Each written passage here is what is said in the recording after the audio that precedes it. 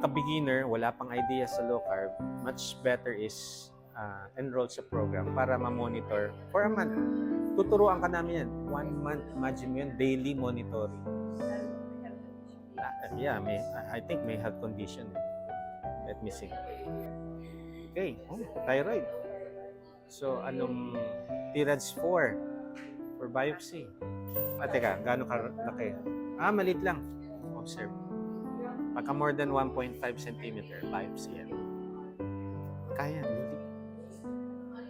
liliit yan pag nag-strict low carb.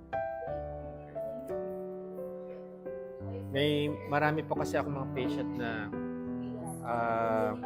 may thyroid nodule. Nag-strict low carb siya. For biopsy sana. Sabi nung ENT, cancer.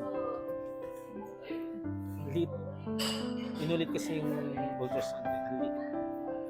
No need for biopsy. So, continue niya yan.